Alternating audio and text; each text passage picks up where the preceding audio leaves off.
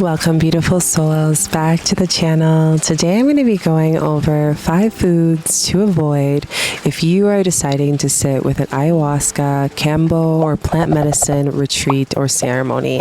In this video, I'm going to be going over the top foods that you should not be eating days before, the days of, and days after.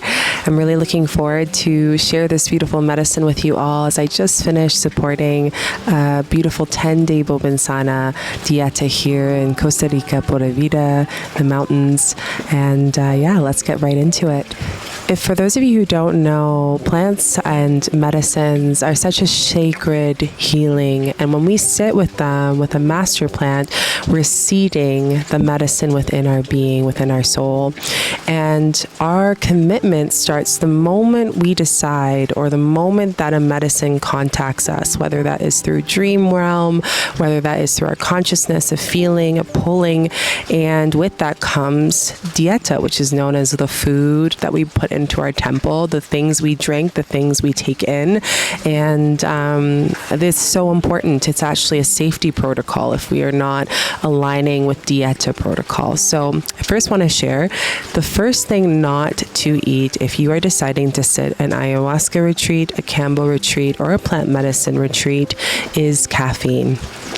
Caffeine has been shown through various research that it is the same energy as some drugs such as heroin, and it brings our whole body out from our hearts and into our minds. And part of working with medicines such as ayahuasca, kambo, cacao, herbs, bobinsana, chirixanango, and so many other plants that are around us that we connect with, it's really to bring us to the technology and the intelligence of these plants. So what caffeine is doing is it's actually disconnecting us from our light body, disconnecting us from our energetic body, and bringing us into that fight or flight. It makes you jittery, so a lot of people who end up drinking coffee or having caffeine can start to get really shaky. They can start to stutter on their words. So again, it's just very important to avoid caffeine, coffee, anything caffeinated. It's also going to be just really jittery and out of that heart space. The second thing and food to avoid if you are deciding to sit and commit to the journey of kambo, ayahuasca, master plants, and working with plant medicines is fermented foods. Especially for kambo, as a kambo facilitator, I've noticed that when kambo is going into the body, it is connecting to the liver and the stomach, and it's really cleansing your body. And fermented foods tend to, for those people that end up eating a lot, it can actually produce a lot of microorganisms in the body, such as candida if it's too much, or a lot of yeast. It can also cause a lot of cramping in the body. So it's just, again, one of those things where kambo and plants don't want a lot of acidity, things such as vinegar, kombucha, pickles, fermented onions. If you like pickled things, it's really recommended to not have it days before, the day of, and days after, to ensure that you can connect again deep with the medicine and not be in pain during the ceremonies. So for me, for example, my protocol, depending on the length, is a minimum of 3 to 5 days before and 3 to 5 days after. And obviously you want to extend that even longer for all of these recommendations if you want to really connect with the plant even more. The third food to avoid if you are deciding to sit a retreat with kambo, ayahuasca, master plants, or a plant medicine retreat is spicy foods. Spicy foods actually disconnect the plant from seeding within the body. It is actually a way that a lot of traditional shamans, maestros, and maestras used to cut diet to let the body know that we're done dieting, we're done connecting with the plant. A disconnect and cut your connection with the plant, such as if you're doing a master plant dieta with, say, bobinsana, nuyarao, chirixanango, and various other plants. And I'm speaking from a space of Shipibo because that is the space that I study from, and also the Matses as well, which is the lineage for Kambo, which is the frog medicine.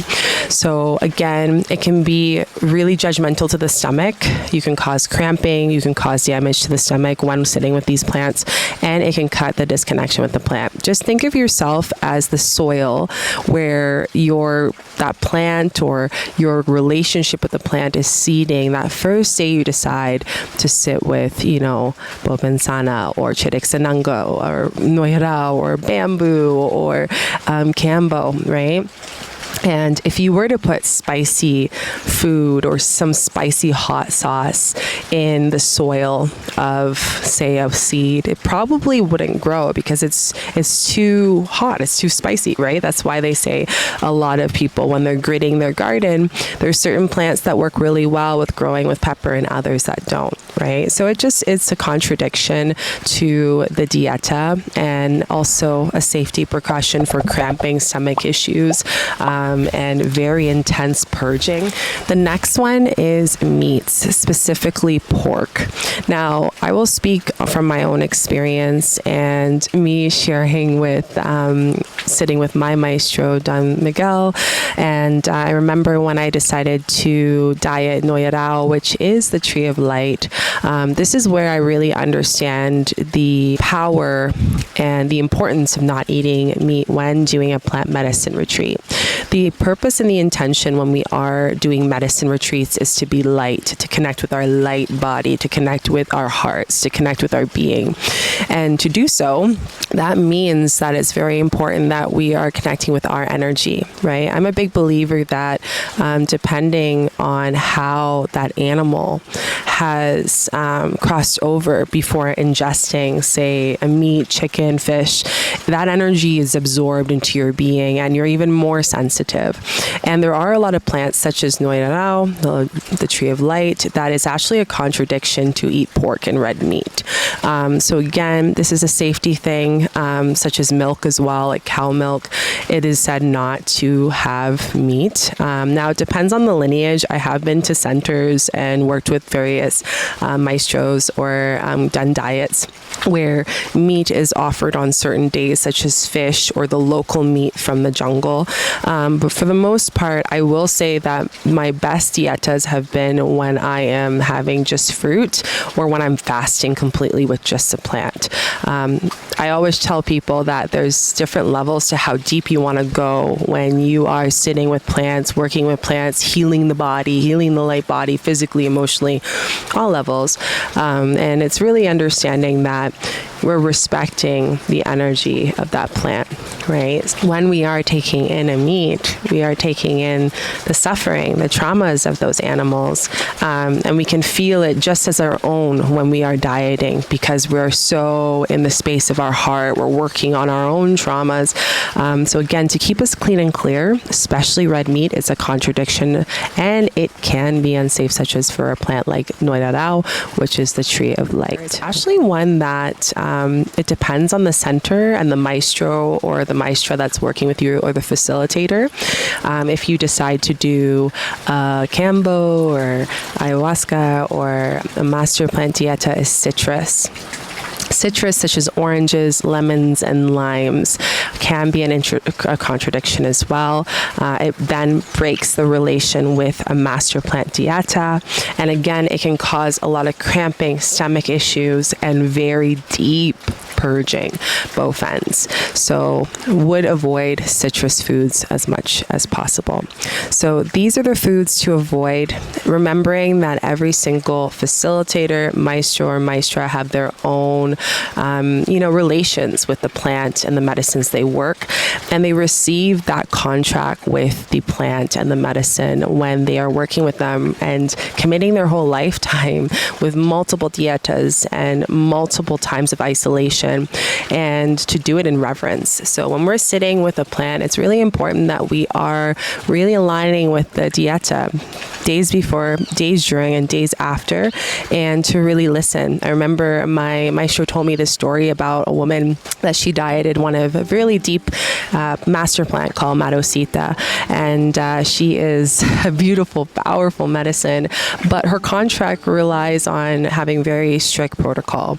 And this person decided to break their dieta and actually eat one of the foods that I shared with you here. And what happened was they were in excruciating pain, their stomach was hurting, they flew all the way to the jungle to do the medicine, and they had to actually diet the plant twice the amount of time to clear and to fix that dieta. So again, this is an example of how it's very important. Just think of it, if you meet someone, you know, you want to respect other people's boundaries and respect the medicine and reverence and sovereignty. And these plants just ask, you know, that small fraction of your lifetime to just allow yourself to commit to their requirements. And when you can do that, I've seen miracles, I've seen healing happen for myself, as well as others. I know for myself, it's helped me heal my depression, PTSD, my endometriosis, and various other physical and emotional elements that I've had. And because I was able to dedicate to self, and in so dedicate to these plants and the wisdom they offered me, they've offered me so many blessings. For those of you who are feeling called or maybe curious about sitting a plant medicine retreat or sitting a dieta, feel free to email. So if you feel called and aligned to join me on this journey, you can just go to my website, email me there, as well as other offerings too. So I'm sending you so much love and ease your way, and I will see you in the next video. Ciao.